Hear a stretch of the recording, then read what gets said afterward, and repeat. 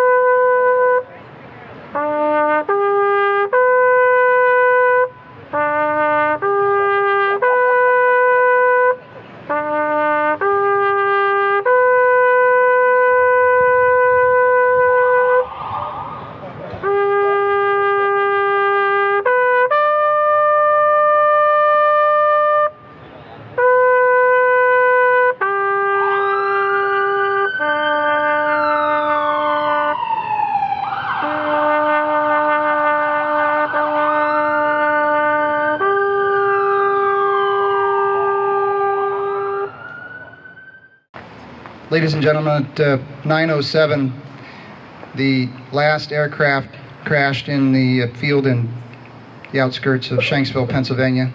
We'd just like to take a moment of silence to remember those who sacrificed that day.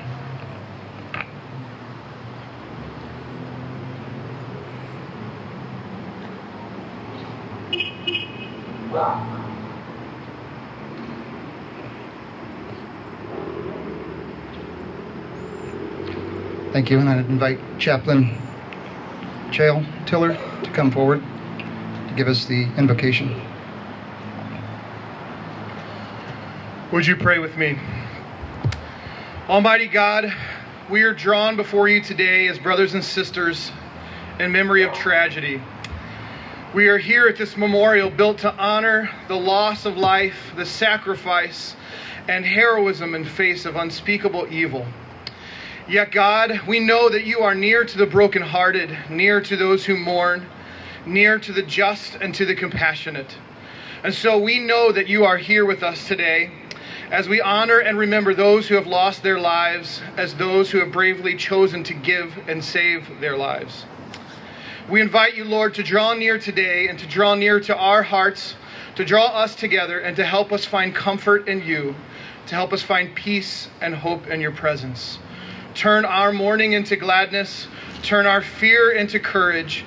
Turn our hearts to you today in this place. And may we never forget. Amen. Thank you, Chaplain.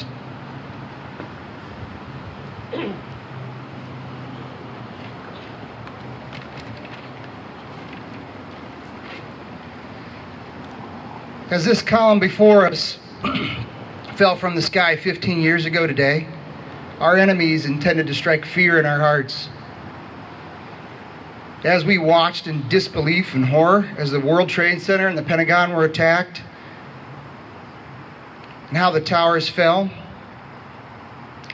we also saw the sacrifices of our brothers and sisters in the police and fire service, as well as our brothers and sisters in arms at the Pentagon, and how they responded that day and over the skies throughout the country. But rather than strike fear in our hearts, the enemy actually inspired my fellow combat veterans who saw this as an act of war. They saw this as a call to action. Marine Private First Class Jeffrey Morris was one of those great Americans who swore the oath, "This we'll defend."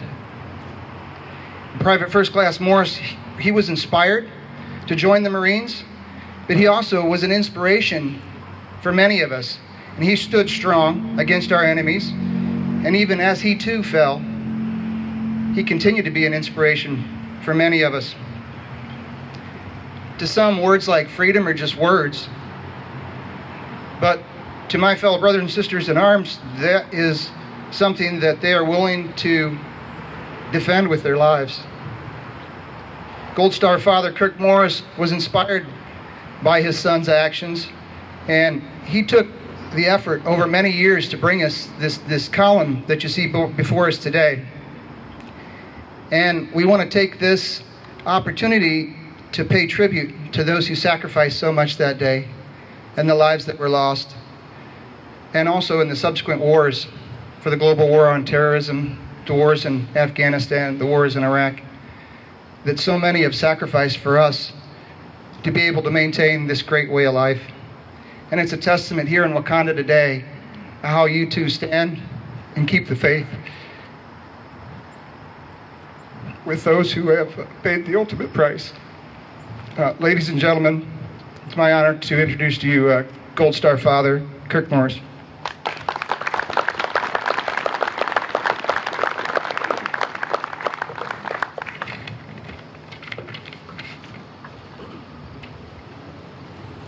I posted this, I don't know, about a week or so ago, and it created a lot of stir. But I've simply said a couple of words. Does anybody remember the day when color, race, religion, political affiliation didn't matter? The day when police and firefighters were the biggest heroes on the planet. The day when we were all just Americans. September 11, 2001 changed the world we live in. The world we knew, from a world our children may never know again. My son Jeffrey joined the Marine Corps because of what he witnessed on that day while we were fishing out in Lake Michigan, and how violated and frustrated he still felt many years later. 17 of his classmates also joined the military. 2 of those 17 would come home in flag-draped coffins. Another 10 earned Purple Hearts and literally left pieces of themselves in Iraq and Afghanistan. Good morning. My name is Kirk Morris, and I am a Gold Star Father, and I am proud to have helped so many from this community pull this Heroes of Freedom Memorial together for the village of Wauconda. The events of 9/11 caused America to promise we will never forget. This meant to never forget the 3,000 victims of mass murder, to never forget the heroic actions of emergency personnel and the average citizens, to never forget how we felt that day, to ensure a similar event may never happen again. Hints of a feeling of togetherness began on September 11th itself, on that day. And a similar feeling of solidarity swept the country, starting with candlelight vigils, memorial services in states across the Union. It was seen in a sea of waving American flags, then pins, then patches, and bumper stickers. The entire nation shared a unified sense of purpose. They backed the president almost unanimously. A Gallup poll taken in October 2011 showed 90% approval of his performance, including 89% of the Democrats. In the face of losing the freedoms, the prosperity we had long enjoyed, Americans better appreciated them. We were prepared to work hard and ensure their continued existence. Individuals began volunteering, both for 9/11 related charities and local causes. Thousands returned to the churches of their childhood, trying to make sense of what had happened that day. By some estimates, nearly half of adults attended a religious service on the Sunday following 9/11. Charitable donations went up as well, with Americans giving about $2.8 billion to help those affected by the terror attacks. Some of the changes after September 11th lasted a few months. Volunteer members continued to rise until about 2006, and they've been waning ever since. The world condemned the attacks in New York City in 2011, as they condemned the terrorist attacks in Paris, Brussels, Madrid, and Nice. it certainly seems the world is a more dangerous place. Historically, however, tragedy and hardship have a great effect on Americans. It is then that we come together as one, ready to tackle any challenge that comes our way. In the wake of September 11th, it seemed the greatest lesson people felt was we are strong. We can get through this. We will make it through. Most people would say that it's the same resilience that has greatly contributed to this America's historical success. That for 2 centuries, it has caused the U.S. to hold the greatest army, be the world leader in agriculture, manufacturing, production, technology, and trade.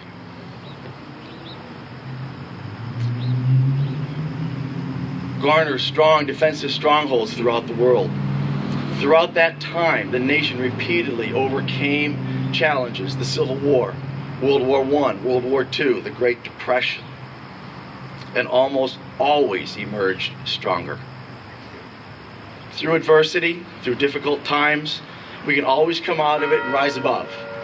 I believe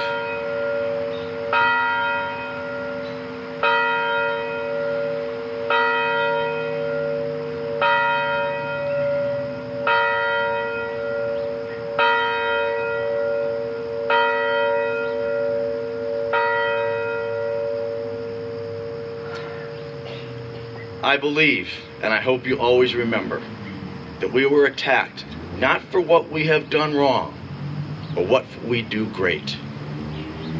The Heroes of Freedom Memorial built here on this site was not constructed just to remember the tragedy of the victims of that day, or the very surreal couple of days that followed, but the cacophony of sacrifices made on your behalf of thousands of first responders, tens of thousands of men and women who served and still serve in the military, who confront this country's evils face to face. While some scars of that day remain, the lives of most have largely returned to where they were before 9/11. Families changed forever. Our family changed forever when 2 Marine officers and a Navy chaplain knocked on our door at 12:30 a.m. I personally know hundreds of families who are missing their children, husbands, wives, mothers, because of the wars that followed. Families torn apart, dynamics irrevocably changed. We live with the horrors and the aftermath every single day. Always remember how blessed you are to see another day. God bless the men and women who honorably serve this country, and God bless the USA. Thank you for listening.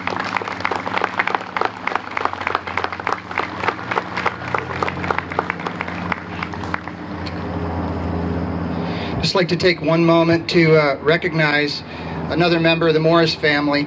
Dylan Morris, actually, as his Eagle Scout project, worked with us on this memorial, and he created the planter beds that you see here that we call the Shanksville Garden. So I'll let Dylan speak to that just for one moment. Well, we traveled to Shanksville, which we all know is where the last plane landed, and we gathered some soil from where roughly that plane had landed, and we brought back a couple of buckets and mixed it with our own soil here, and that's to signify that it's part of this memorial as well, and that's what we're doing it here for. So thank you.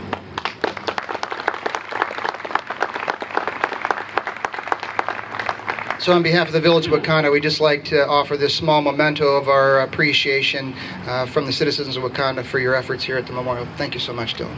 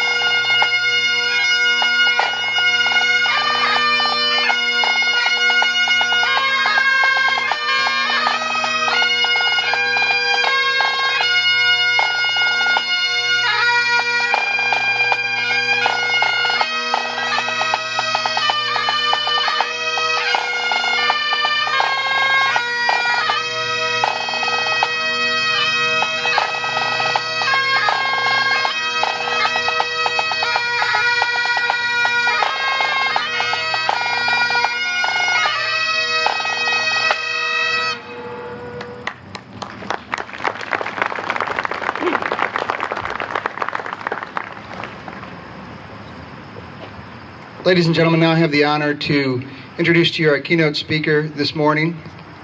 Colonel Jill Morgenthaler is an Iraq veteran and one of the first women to go through the, at the time was Experimental Reserve Officer Training Corps program, ROTC.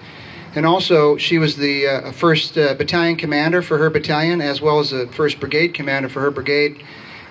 I like to think of Colonel Morgenthaler as an inspiration for all of us, but especially for young women and for women in general to see that we truly are the land of the free and the home of the brave. Ladies and gentlemen, retired Colonel Jill Morgenthaler.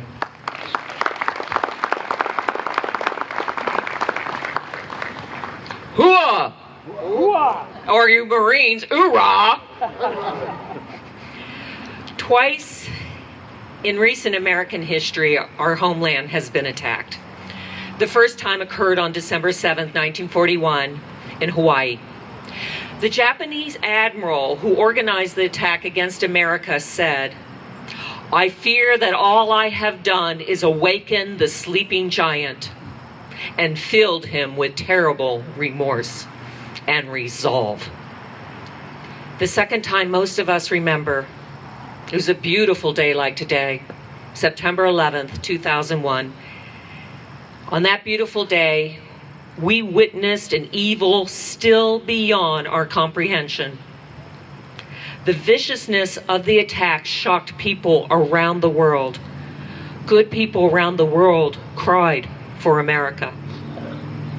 However, there were people who blamed America for the attacks.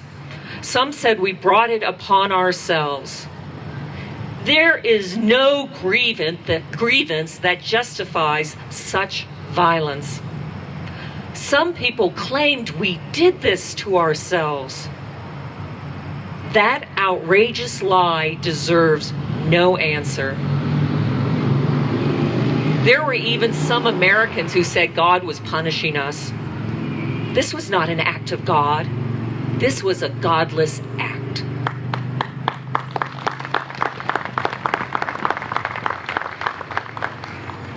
These terrorists demand the impossible. They want to send us back 1,000 years. They want to eliminate freedom of speech, freedom of religion, freedom to vote. They want to take away our right to freedom of choosing our own destiny. They want to destroy those who dare to think differently. These terrorists think they know Americans. They see our generous nature around the world, and they mistaken that as weakness. They shake our soft hands and do not see the iron resolve in our hands. And they witness the diversity of race, ethnicity, and religion. And they don't understand that within every Irish American, Arab American, Mexican American, Asian American, within every hyphenated American, there beats the heart of an American. Period. Their mission is ongoing. They want to mess with our heads. They want to rob us of peace of mind. They want to keep us from believing in a safe and free America. We must keep our resolve to stay vigilant. So, let us not blame thousands of good people for the evil of a few. Instead, let us gain thousands of good people to fight the evil of the few. We can only defeat the enemy by standing together. The real differences around the world today are not between Muslims and Christians, Arabs and Jews. The real differences are between those who embrace peace and those who would destroy it, and those who look to the future and those who would bomb us to the past. So today, remember not the horror of September 11th, but the humanity and the heroism. Remember the quiet heroes, our brave first responders, our soldiers, sailors, Marine, airmen, Coast Guardsmen, who with compassion and sacrifice did the best in the worst of times. Let us stay resolved to provide a better world for our children. We will win this struggle. So today, thank a quiet hero, a pilot, a firefighter, a police officer, an emergency responder, a soldier, a sailor, a Marine, a Coast Guardsman, and an airman. Thank them for their courage and their compassion. And remember, each time in America's history when we have faced a challenge, we embraced it, we conquered it, and we came out stronger. The terrorists have awoken the giant. Hooah! Hooah! God bless you. God always bless America. Thank you so much, Colonel Morgenthaler. I'd also like to ask Marine Colonel Morgan Mann to come forward. Colonel Mann, if you could share a few words with us. Thank you. Hey, thanks, Pipers. I know you got a Marine Corps hymn in you too somewhere today, right? Hey, good morning, ladies and gentlemen, fellow Americans, citizens of this great country. Thank you to the city of Wauconda for supporting this memorial and hosting today's ceremony.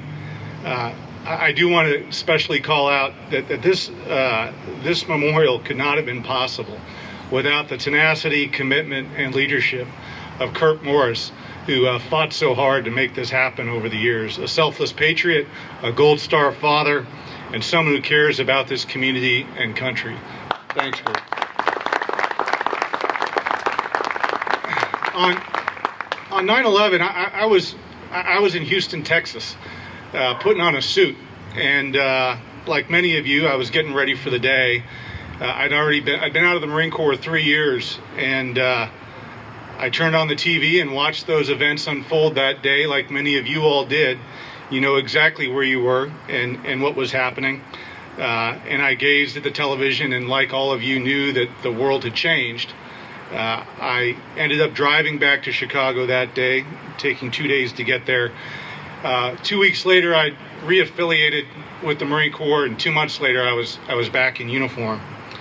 And since those 15 years, I've been to Iraq twice, Afghanistan, Africa, Eastern Europe, Ukraine, and trained a lot of companies and battalions to get ready for war. And so I just wanted to take a moment to reflect on this, because today isn't about me, and it's in many ways it's not about us here right now. It's about memorializing and honoring the victims of Al-Qaeda's attack on American soil, September 11th, 2001. The first responders who gave their lives, gave everything to save others, and to the servicemen and women of our armed forces who for the past 15 years have been serving our country in faraway places, so that those who seek to do us harm are prevented from achieving their objectives. So I just want to comment briefly here on what the symbolism of the Twin Towers and the Pentagon attacks mean to me, and as a citizen soldier, what this means. We have Veterans Day and Memorial Day to thank those who have served and honor those who have fallen. And we can certainly do the same here today. But I would argue that if we memorialize 9/11, it should be more than for just our military. We must remember and reflect on why America is a target. And like many who have already spoken, we're a target because we're a prosperous and generous nation. We've chosen to lead the free world and not be just one nation among many.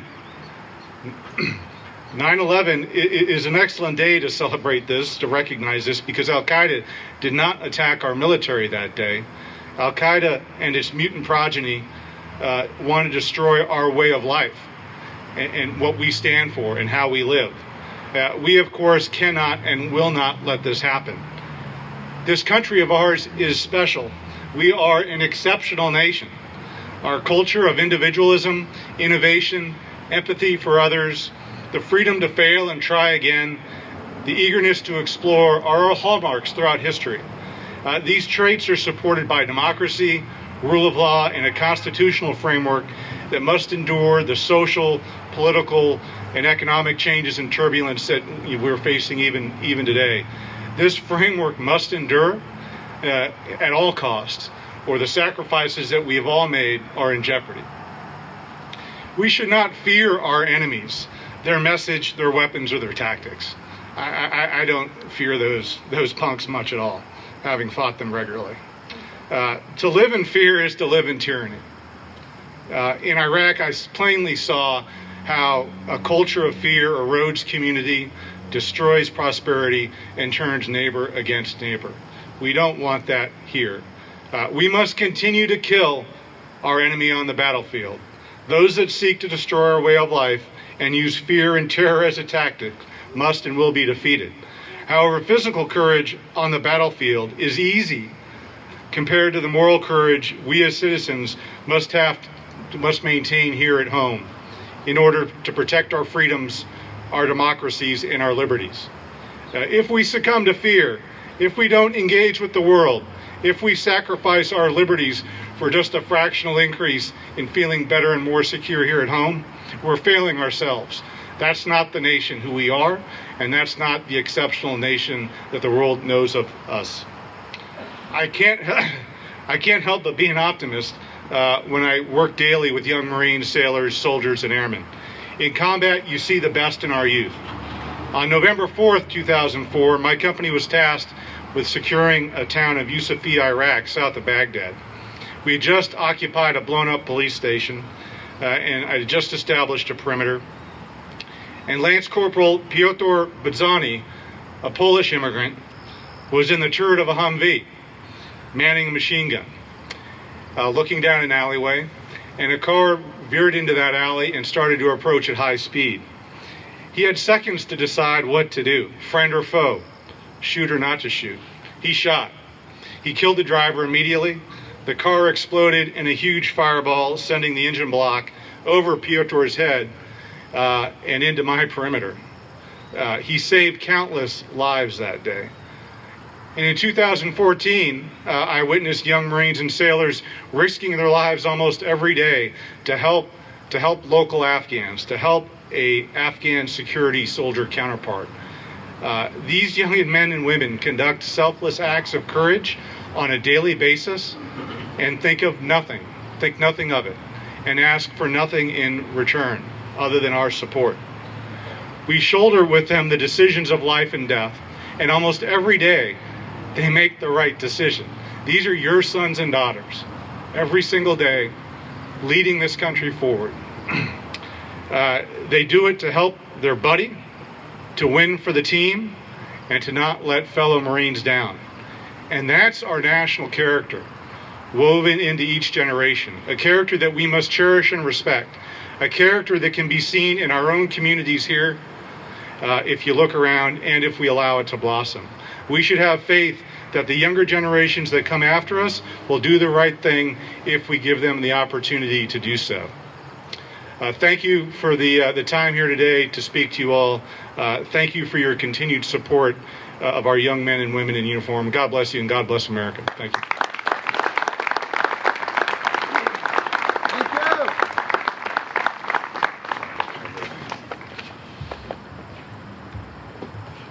I'd now like to invite a member of our, I'd like to now invite a member of our community who's been instrumental in this memorial and also the memorial you'll see just to our left there, and that's Don Kutnak. Don has been instrumental in helping bring this memorial to reality, as well as he's been an instrumental part of making Wauconda great. He's involved in so many organizations, and we very much appreciate his service to the community. So we'd now invite Don Kutnak to share his thoughts.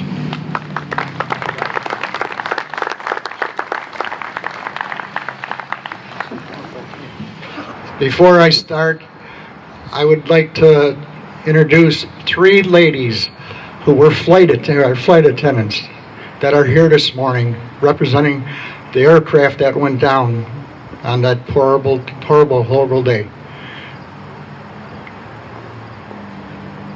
Good morning.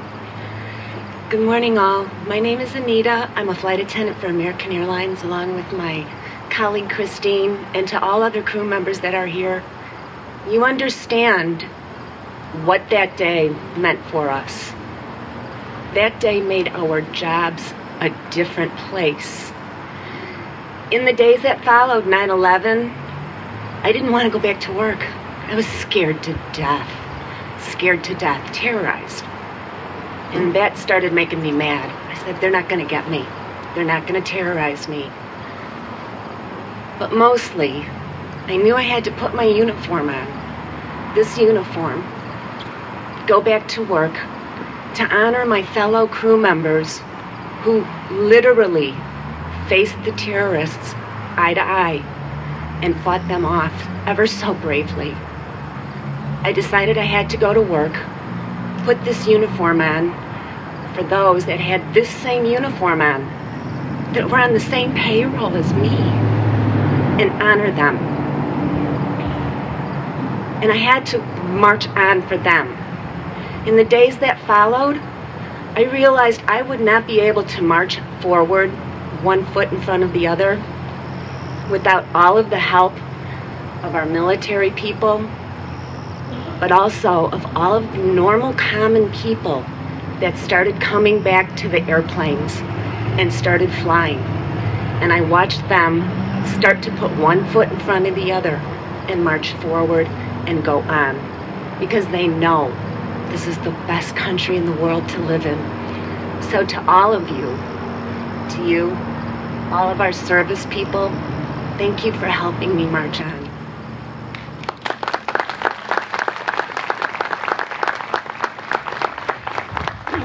I had to do that to respect them. I had a small part in this memorial, but I had the pleasure of working with some of the best contractors in Lake County and Wisconsin, including my friend Kurt and his son. I'm going to name off some of the contractors here, and if you're here, I'd like you to stand up in front here, please. Kirkus Electric, I know he's not here. Berger Excavating. Thank you, Dan. Ozinga did all the concrete for free. Everything here was done and donated, including all the labor. Lake County Contractors Association, Grays Lake Electric. This beam was transported by J.A. Freight out of Crystal Lake from New York to here. Tommy Goyette. Tommy spent a big part. Tommy, where are you at? Tommy did all these names on this back wall. Everyone's name is on that back wall. God bless him. And the Honorable Frank Burt. Local 150 and 301, Joseph A. Henderson and Sons. They did the concrete work here, every bit of it, and never blinked an eye once. McKinney Steel, and Federal Rental Fence. They all donated their time and their materials and never batted an eye to make sure we had the best memorial they could ever build. And let me say one thing. Everything's got a story. If you didn't know it, I'm going to tell you. These boxes in front of us, the flower boxes, are 9 foot 11 inches long. And as you know, they have the dirt from Pennsylvania because they brought it in for me. There's 4 benches here which represent the 4 aircraft that went down that day. You have the Pentagon, which is holding up the beam from the 91st floor. And then you have the back wall. You have the New York Fire Department and the police department on one side and the firemen on the other side, which works out perfectly between the police and fire department here. And then all the names of all the deceased from the World Trade Center, the 4 aircraft, the police, and the firemen. and the Pentagon. Let us never forget. God bless us, America. Thank you.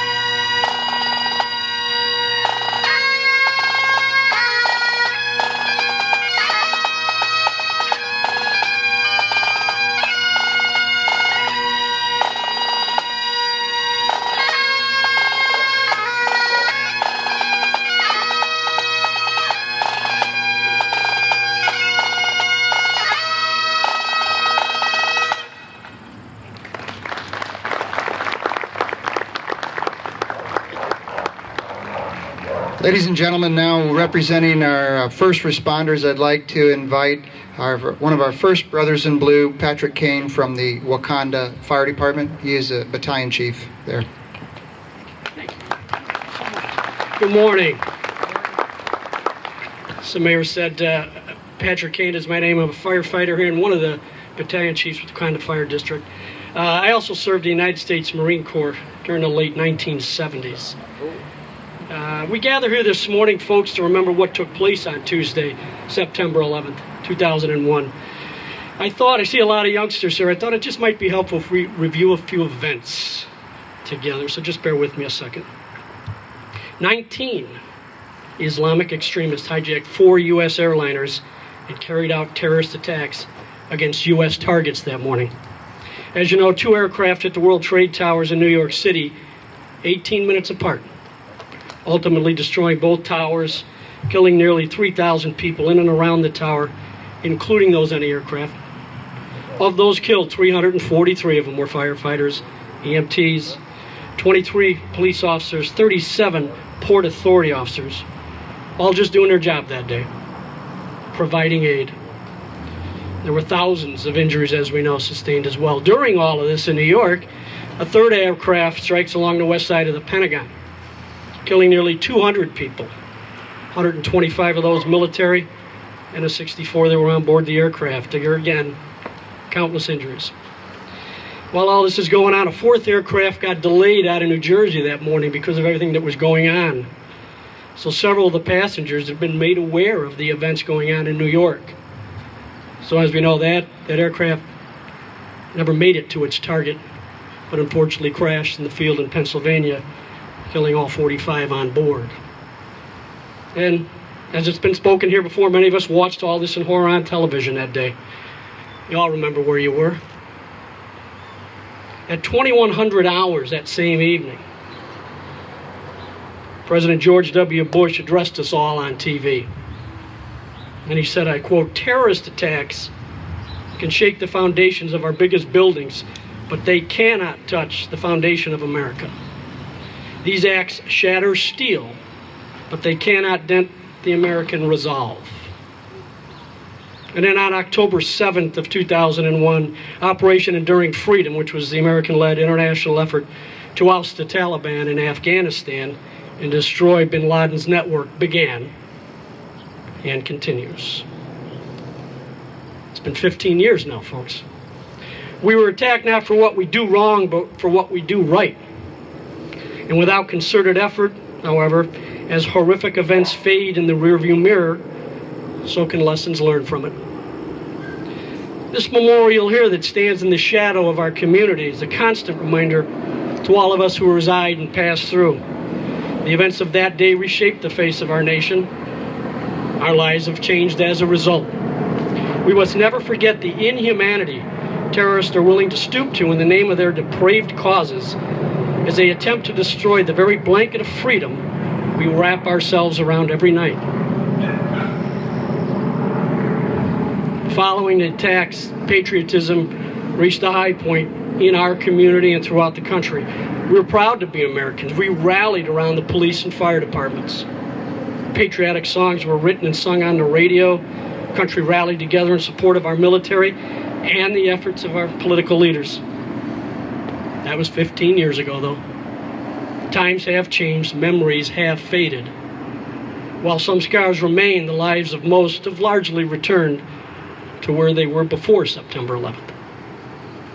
The American resolve has not changed, I'll put to you. We're still an intelligent, resilient, strong, idealistic, confident, compassionate group, aren't we? Our memories fade, and at times we may stumble and lose focus. So let's use today to refocus on those things that are important to us and to our families.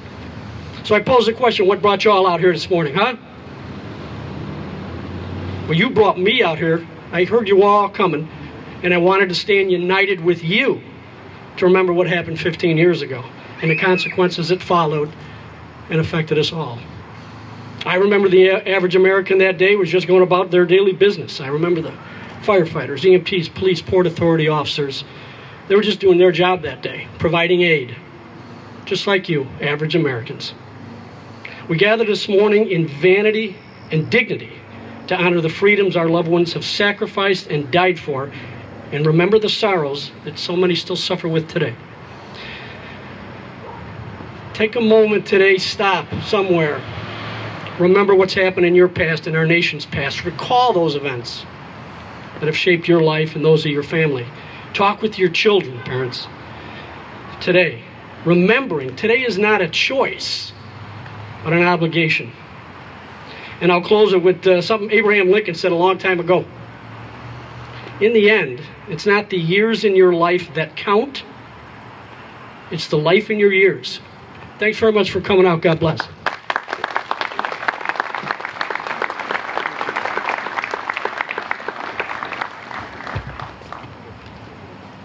Ladies and gentlemen, I'd like you now to join me in welcoming our Deputy Chief of Police, Michael Bauderman. Good morning. Pat, I thought I was doing the history part. Thanks. Unfortunately, I have a head cold today, so we're going to have to bear with me, please. I'd like to thank the Mayor and the Memorial Committee for the opportunity to share a few thoughts with you today. My name is Michael Bauderman. I'm currently the Deputy Chief of the Wauconda Police Department. Chief Ormus sends his regrets that he couldn't be here today because he has a family commitment in another state.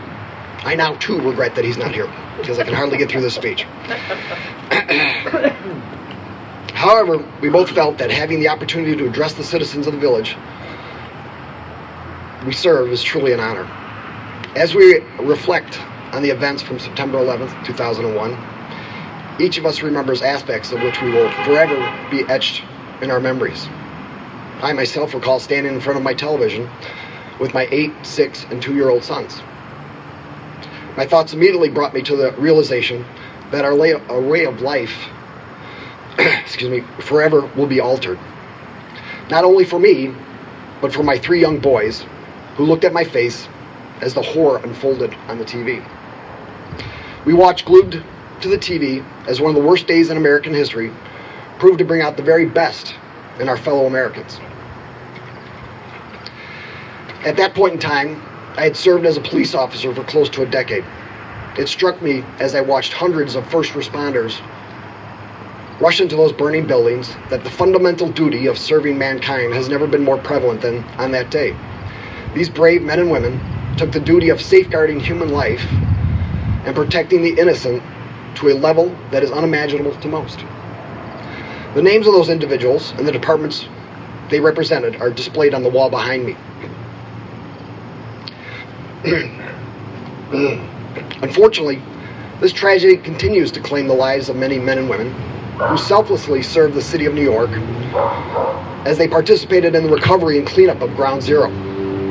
Due to the effects of the air quality 15 years ago, many fellow police officers and firefighters continue to fall in the line of duty.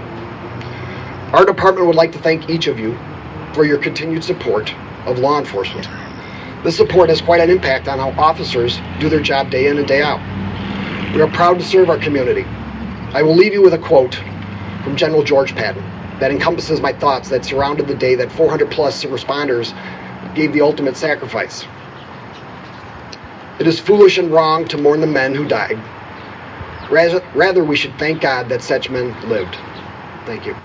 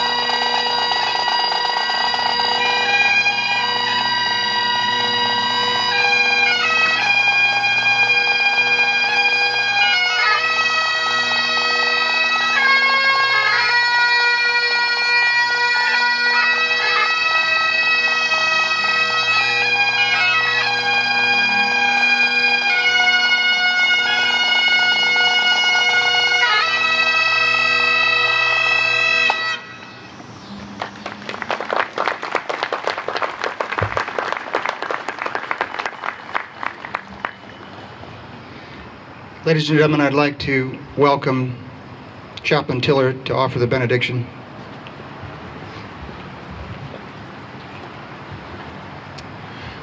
Would you pray with me one last time?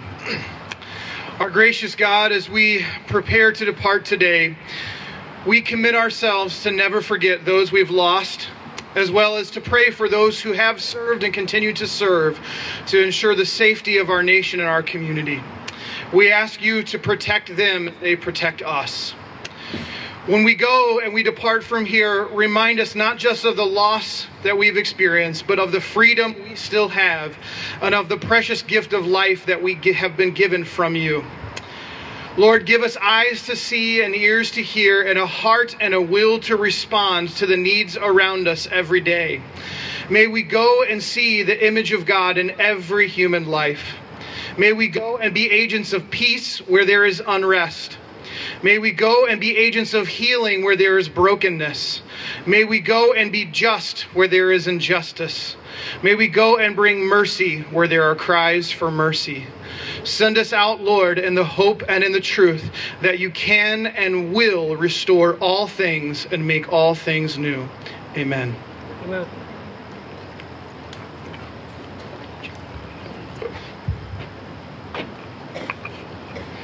Ladies and gentlemen, I'd just like to thank all of you for coming this fine morning. And one final thought I'd just like to leave you with is that those that attacked us on September 11th, they did so out of hate. But you see, all of the different groups of people who are represented here with our firemen, our policemen, and all the branches of the military, they do what they do because they love people, but especially Americans. And that's our finest strength.